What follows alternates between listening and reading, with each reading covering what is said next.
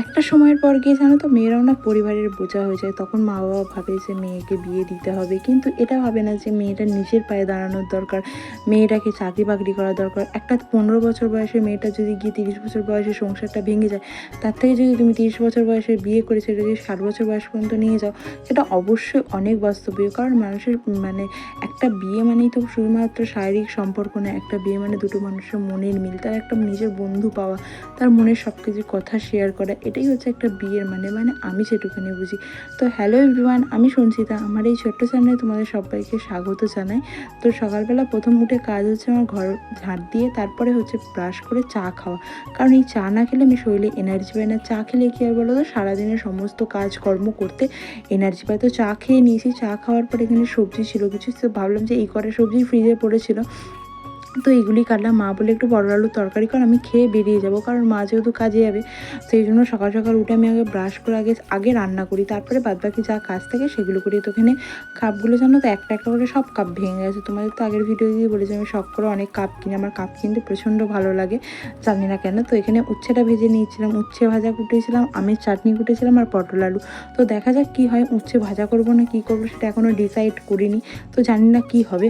তো এখানে কড়াইয়ে তেল দিয়ে দিয়েছি, তেল দেওয়ার পর এখানে যেহেতু উচ্ছেটাই আগে ভেজে নিলাম, কারণ মা যেহেতু ঠাকুর ঘরে গেছে আর মা এসে চা খাবে, আর যেহেতু এঁটো হয়ে যাবে, তো যেহেতু মা স্নান করে সেই চা খাবে বলে আমি সেজন্য ভাবলাম যে উচ্ছেটা ভেজে নিয়ে আগে। উচ্ছেটা একটু কড়াইয়ে তেল দিয়ে তার মধ্যে একটু হলুদ দিয়ে দিয়েছিলাম। হ্যাঁ, অনেকে হলুদ মাখিয়ে নেয়, আমি তেলে হলুদটা দিই, কারণ এর মধ্যে যদি হলুদটা মাখায় না কী বলো তো, হলুদটা নষ্ট হয়, ওই জন্য আমি বলছি এরকমভাবেই করি। তো যেহেতু জল বেরোচ্ছিল উচ্ছেটাকে, তো একটু হালকা একটু ঢাকা দিয়ে তারপরে উচ্ছেটা ভেজে নিলাম। তো এই কড়াই তারপর ভাবলাম যে না পটলগুলোও ভেজে নিই, কারণ পটলগুলো ছিল, তো একটু অল্প করে তেল দিয়ে তার মধ্যে একটু পটলগুলো দিয়ে দিলাম, কারণ পটল আলু করে আমি একটু ভেজে ভেজে একটু ভালো করে না করলে না খেতে ভালো লাগে না। আর আমি এটা প্রচণ্ড ভয় পাই, আমার হাতে মাতে প্রচণ্ড ছিটকে যায়, এরকম তেল খুব ছিটকে যায়, কারণ জল থেকেই তুলে দিই।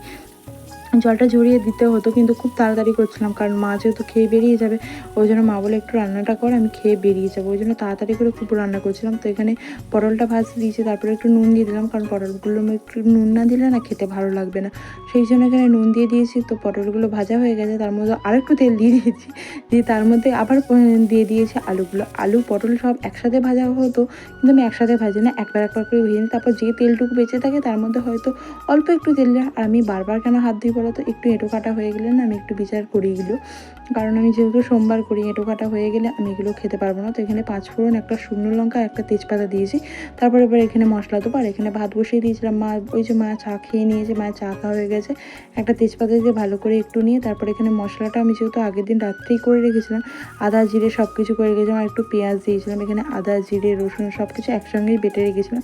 পেঁয়াজগুলো একটু ভাজা ভাজা হয়ে গেলে তার মধ্যে দিয়ে দেবো টমেটো, একটু ভালো করে পেঁয়াজগুলো ভেজে নিয়ে তার মধ্যে এই যে টমেটোটা দিয়ে দিলাম। টমেটোটা দিয়ে দিলে কি বলতো, একটু টেস্ট হয়। তুমি যদি একটা তরকারিতে গোটা টমেটো দাও না, আর তরকারিতে যদি একটা গোটা টমেটো দেওয়া হয়, তরকারির টেস্টটা আরও বেশি সুন্দর হয়, কারণ তরকারিতে টমেটো দিলে অনেক বেশি টেস্ট হয়। আমি এখানে টমেটোটা দিয়ে ভালো করে একটু নাড়িয়ে চাড়িয়ে নিলাম, তারপরে এখানে মশলা দিয়ে দেবো। আদা জিরে যেহেতু বেটে রেখেছিলাম, তো আদা জিরেটা ভালো করে দিয়ে তার মধ্যে একটু লঙ্কার গুঁড়ো দিচ্ছিলাম, কারণ লঙ্কার গুঁড়ো যদি তেলে দাও না, দেখবে কালারটা অনেক বেশি সুন্দর আসে। তো সেই মতোই লঙ্কা হলুদ আমি এরকমভাবে দিয়ে একটা পরিমাণ মতো একটা আন্দাজ হয়ে গেছে, কারণ অনেক ছোটোবেলা থেকে রান্না করি আর রান্নার সম্বন্ধে কিছু কিছু আইডিয়া আছে, তো ওগুলো আগে দিয়ে তারপরে একটু আদা রসুন যেটা বেটে রেখেছিলাম, তো সেটাকেই বেটে ভালো করে একটু কষিয়ে নিয়েছিলাম। অনেকক্ষণ ধরে কষালে যখন দেখবে তেলটা ছেড়ে এসছে, তখন তুমি পটল আলুটা দিয়ে দেবে, কারণ এরকমভাবে তুমি যদি রান্না করো দেখবে টেস্ট অনেক ভালো হয়। এতে যদি তুমি একটু টক দই দিতে আরও বেশি টেস্ট হতো, কিন্তু আমি যেহেতু বাড়িতে নর্মালি রান্না করছি, আমি তো আর বিয়ে বাড়ি রান্না করছি না, তো সেই মতো এরকমভাবেই রান্না করি। আর রান্না করতে আমি বরাবরই ভীষণ ভালোবাসি, কারণ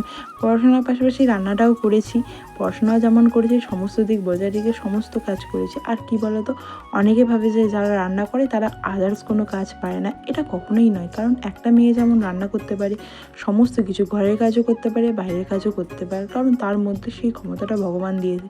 হ্যাঁ, একটা ছেলেও পারে, কিন্তু অনেক মানুষ আছে যারা মেয়েদেরকে সেই নিচু চোখেই দেখে যে ও কি পারবে, ওর মধ্যে সেই ক্ষমতা নেই। না, এটা কখনোই ঠিক নয়, কারণ একটা মেয়ে চাইলে অনেক কিছু করতে পারে, যেটা তাদের ধারণার বাইরে। আজকেকার দিনে জানো তো, একটা মেয়ের না নিজের পায়ে দাঁড়ানোটা খুব দরকার, কারণ নিজের স্বাবলম্বী হওয়াটা খুব প্রয়োজন। কারণ কি বলো তো, একটা সময়ের পর গিয়ে না নিজের পরিবারের পাশেও দাঁড়াতে হয়, কারণ আমাদের মা বাবা সারা জীবন কাজ করতে পারবে না, তাদেরই কিছু সাহায্যের দরকার পড়ে, সেই জন্য একটা মেয়ের কাজ করা দরকার। কেউ সরকারি চাকরি করছে, কেউ কেউ হয়তো অন্য আদার্সভাবে ইনকাম করছে। আদার্সভাবে ইনকাম মানে এটা নয় যে তুমি অসৎ পথে কোনো কাজ করবে। অসৎ পথে কাজ করলে সেটা কখনোই সম্মান থাকে না। তুমি সৎ পথে করো, তুমি যদি একটা লোকের বাড়ি কাজও করো, সৎ পথে করো না, সেটাও অনেক সম্মানজনক। কিন্তু অসৎ পথে গিয়ে রোজগার করার কোনো মানে হয় না। তখন বাবা মা বেশি দুঃখিত হয় যে আমার মেয়েটাকে আমি এইভাবে শিক্ষা দিয়ে বড় করলাম, এটা কখনোই করা উচিত নয়।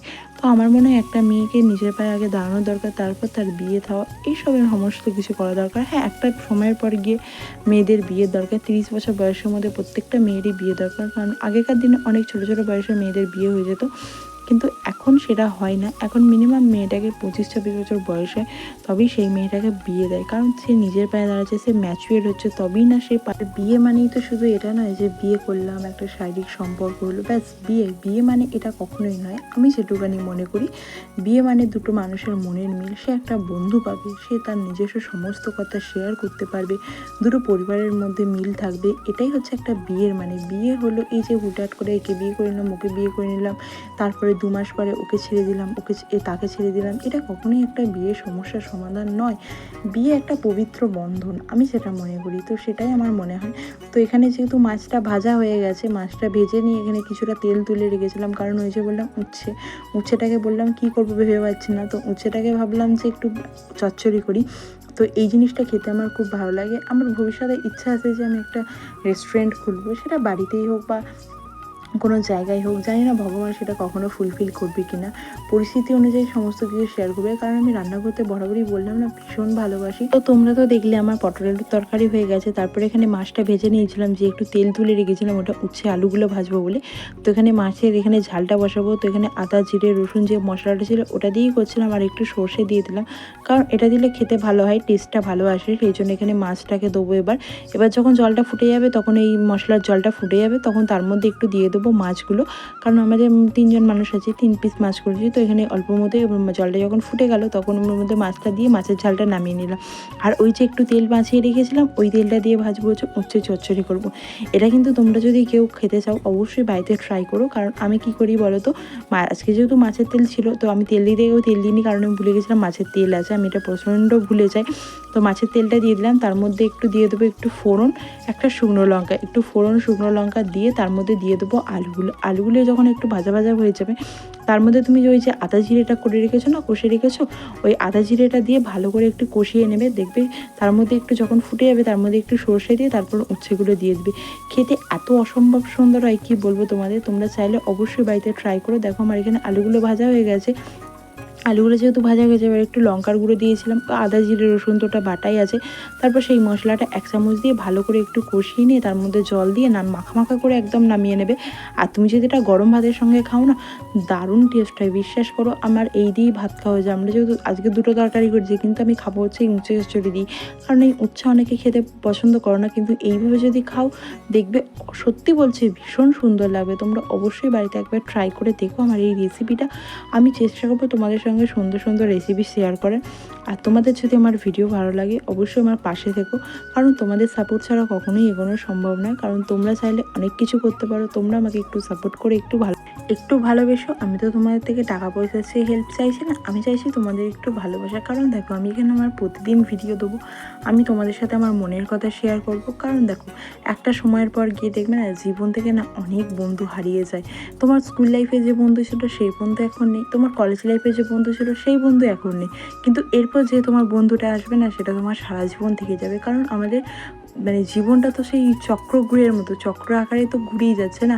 বন্ধু তো থাকবেই, বন্ধু আসবে, বন্ধু পাল্টাবে। অনেকের ছোটোবেলার বন্ধু থাকে, কিন্তু বিশ্বাস করো আমার জীবনে কোনো বন্ধু নেই। আমি চাই তোমরা আমার বন্ধু হও। আমি তোমাদের সাথে একটা কথা শেয়ার করব। হ্যাঁ, মা আছে, মায়ের সঙ্গে কথা শেয়ার করি, কিন্তু একটা সময়ের পরে গিয়েও মনে হয়েছে না, একটা বন্ধু থাকলে ভালো হতো। সেই বন্ধুটার সাথে আমি সব কথা শেয়ার করতাম।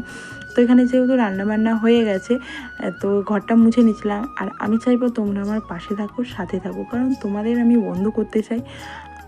এটাই আমি চাই, তোমাদের থেকে আর তো কিছু চাইছি না। তোমরা আমার সাথে এইটুকুনি সহযোগিতা করো, তাহলেই হবে। তো ঘরটা মুছে তারপরে যেহেতু জল ছিল না ট্যাঙ্কে, তো সেই জন্য জল ভরে নিচ্ছিলাম। আর প্রচণ্ড এই বৃষ্টি হলেও না এত গরম পড়েছে, কি বলবো, গরম যেন আর কাটতে চাইছে না। তো এখানে দেখো, এখানে জলটা ভরে নিচ্ছিলাম। জলগুলো যেহেতু ঠান্ডা জল, আমি একটু খানিকটা খেয়েও নিলাম। আর এই বোতলগুলো জানো তো খুব নোংরা হয়েছে, একটু পরিষ্কার করতে হবে। দেখি কালকে একটু পরিষ্কার করব। আর একটু তেঁতুল দিয়ে একটু লেবু দিয়ে যেহেতু বোতলগুলো পরিষ্কার করো না, দেখবে অনেকটা বেশি পরিষ্কার হয়। ওই পাউডার দিয়ে যদি পরিষ্কার করো, বোতলের মধ্যে একটা বাজে গন্ধ বেরোয়। আর এখানে মায়ের কাপড়টা তুলছে, আর মায়ের কাপড়টা শুকছিলাম কেন বলো তো, আর এই মায়ের কাপড়ের না একটা মামা গন্ধ বেরোয়, দেখবে তোমরা। আমি ছোটোবেলায় মাকে বলতাম, মা তোমার কাপড়ে এরকম কিসের গন্ধ? মা বলতো কোথায়? আমরা না একটা কী সুন্দর একটা স্মেল, যে স্মেলটা তুমি অন্য জায়গায় পাবে না, শুধু মায়ের কাপড়েই পাবে। আমি এখনও এত বড় হয়ে গেছি, মায়ের কাপড়টা সে এরকম ধরে একটু শুনবো, মাকে জড়িয়ে দেবো, এটা আমরা প্রত্যেকেই করি। তো এখানে জামা কাপড় কিছু ভিজানো ছিল, তো সেগুলোই কেচে এনে ভালো করে শুকুর দিয়ে নিচ্ছিলাম, কারণ বৃষ্টিটা যেহেতু হয়নি, এবার মনে হচ্ছে বৃষ্টি আসবে, কারণ যা গুমসো গরম দিচ্ছে, মনে হচ্ছে এক্ষুনি বৃষ্টি নামবে, প্রচণ্ড বৃষ্টি। আর এই বৃষ্টি বৃষ্টি করে বৃষ্টিটা হচ্ছে, একটু ঠান্ডা হয় সেটাও হচ্ছে না, সেই গরমের ভাবটা, ভ্যাপসানি গরমটা থেকেই গেছে। তো এখানে ভালো করে এবার চুলটা একটু শ্যাম্পু করেছিলাম, কারণ মাথাটা প্রচণ্ড ভার হয়েছিল। আর ভিজে চুল যেহেতু আজ যায় না, ভিজে চুল না বেশি ঝাড়লে না প্রচুর চুল ওঠে। আমার তো এইটুখানি চুল, আর এমনিতেই চুল উঠে একদম ন্যাড়া হয়ে যাচ্ছে, এবার যদি ভিজে চুলে ঝাড়ি তো ভিজে চুল আরও নষ্ট হয়ে যাবে। সেই জন্য চুলটাকে ভালো করে মুছে নিলাম। আর এখানে বলছিলাম চাটনি উচ্ছে, দেখেছো আমি উচ্ছে আলু চচ্চড়ি দিয়েই কিন্তু ভাত খাচ্ছি। আর এখানে কটা পেঁয়াজ বেড়েছিলো, ওই পেঁয়াজগুলো দিয়েই ভাতটা মেখে খাচ্ছিলাম, কারণ কাঁচা পেঁয়াজ খেতে আমার মোটামুটি ভালো লাগে। আর বলে কাঁচা পেঁয়াজ খেলে নাকি চুলটা একটু কম পড়ে। আর এখানে চুলটা যেহেতু হালকা হালকা শুকিয়ে গেছে, আমি দেখেছো কত চুল উঠছে, চুলগুলো ফেলে দিতে গিয়েও ফেলে দিই নি, আছে না, এদিক ওদিক না ফেলে একটা জায়গায় রেখে দিই, পরে কাজে লাগবে হয়তো। হ্যাঁ, আর জানো তো মেয়েদের সমস্ত কিছু শরীরের অঙ্গ প্রত্যঙ্গেরই দাম আছে, চুলটারও মেয়েদের দাম আছে, চুলটাও বিক্রি হয়, চুল বিক্রি করেও অনেকে থালাবাতি ঘটি এসব কেনে, কিন্তু আমাদেরও কেনা হয়, কিন্তু সেইভাবে কেনা হয় না। তো এখানে এই বিছানার চাদরটা জানো তো, আমাদের এখানে একটা মেলা বসে, ওই মেলা থেকে হাট থেকে কিনে এনেছিলাম। এই হাটে খুব কম পেয়েছি, মানে এই 240 টাকার মতো বিছানার চাদরটা নিয়েছে, খুব ভালো হয়েছে। আমরা কিনি মাঝে মাঝে গিয়ে, কিন্তু প্রত্যেকবার কেনা হয় না, প্রত্যেকবার যাওয়া হয় না। আর আমাদের এখানে ওই 9 তারিখ আর 24 তারিখ প্রত্যেক মাসে, আর এত জিনিস থাকে না। আর একটা জানো 100 টাকা দিয়ে কুর্তি কিনেছি, আমি তোমাদের ওটা দেখাবো, দেখবে এত সুন্দর কালারটা। আমি আগেও একটা কুর্তি এনেছিলাম, 150 টাকা নিয়েছিল, অনেকটা বড়। তো এখানে বিছানার চাদরটা পেতে, আর বিছানার চাদরটা কালারটা কি সুন্দর হয়েছে না, আমার তো খুব ভালো লেগেছে, একটু কমলা রঙের আর মিকি মাউস। আর বরাবরই এরকম মিকি মাউসের চাদর কিনতে আমার ভালো লাগে, আমাদের আগেও একটা ছিল, আগেরগুলো দাম নিয়েছিল অনেকটা, কিন্তু এটা একটু কম দাম নিয়েছিল। 250 টাকার মধ্যে বিছানার চাদর পাওয়া মানে অনেক ব্যাপার। তো এখানে বিছানার চাদরটা ভালো করে পেতে নিচ্ছিলাম, যেহেতু সকালবেলা থেকে ঘরে আসা হয়নি, আমি বললাম পেতে নিই। আর এখানে একটা কাণ্ড হয়েছে, সেটা আমি তোমাদের বলবো, মানে এইরকমভাবে এইরকম ক্ষতি হয়ে যাবে আমি সত্যিই ভাবতে পারিনি, এতটা ক্ষতি হয়ে যাবে আমার, মানে কি বলবো, মুখটা পুরো, মানে আমার মুডটাই সেদিনকে বেজার হয়ে গেল। না ঠিক আছে, দাঁড়িয়ে ব্যবস্থা আমি করছি, তো জানি না কি হবে, দেখি ওটার ব্যবস্থা করব, তোমাদের আমি বলবো সেটা অবশ্যই, এখনই বলছি না, তোমাদের অবশ্যই আমি বলবো সেই জিনিসটা কি হয়েছে। তো মুডটা প্রচণ্ড খারাপ হয়ে গেছে। আর আমি বিছানার চাদরগুলো তুলে তুলে দেখছিলাম যে আর কোথাও কিছু আছে কিনা, দেখেছো পোকামাকড় ঢুকে যাচ্ছে। তো এখানে বিছানার চাদরগুলো, এইখানে বালিশগুলো, এই কাঁথা কম্বলগুলো রেখে দিয়েছি। আমার না এই যখন বৃষ্টি পড়ে প্রচণ্ড ঠান্ডা লাগে, গায়ে একটা কোনো চাদর দিয়ে না ঘুমালে যেন মনে হয় ঘুম আসে না। এই এত গরমে দিইনি, কিন্তু এই যখন রাত্রেবেলা বৃষ্টি হচ্ছে, একটু শীত করছে, ভোরের দিকে একটু শীত করে না, তখন আর এটা নিয়ে না বাইরে শুতাম পেতে, ওই বালাপোষটা, কিন্তু এখন আর শুই না। আর ওখানে পাশে আমার বইগুলো আছে, পড়াশোনাটাও করতে হচ্ছে, ওই যে নিজের স্বপ্নের প্রতি দৌড়াতে হবে। আর দেখো এখানে আকাশটা পুরো ঘন কালো মেঘ করে এসেছে, এক্ষুনি বৃষ্টি নামবে। আর বলতে বলতেই বৃষ্টি নেমে গেছে। আর বৃষ্টি পড়ছে, মনে হচ্ছিল বৃষ্টিতে ভিজি, অনেক বছর বৃষ্টিতে ভিজিনি। সেই ছোটোবেলায় যখন স্কুল থেকে বাড়ি ফিরতাম তখন বৃষ্টিতে ভিজতাম। আজকে ওই বাড়ির সামনে দিয়ে যখন বাচ্চাগুলো বৃষ্টিতে ভিজতে আছে, মা বলছে ভিজছে, আর এই বৃষ্টিতে ভেজার মজাটাই আলাদা। কারণ কী বলো তো, আমরা স্কুল লাইফটা যখন আর তো কোনোদিনও ফিরে পাবো না, স্কুল লাইফের মজাটাই আলাদা। তো এখানে বৃষ্টি হচ্ছিলো, তারপরে গিয়ে শুয়ে পড়েছিলাম। আর বিকালবেলা উঠে গ্যাসটা মুছে নিয়েছিলাম, মোছা হয়নি গ্যাসটা, আর একটু সার্চ। আর এই গ্যাসটা নিয়েছিলাম আমি অনলাইন ফ্লিপকার্ট থেকে, এত ঠকান ঠকে গেছি কি বলবো, বিভৎস বা রকম ঠকে গেছি।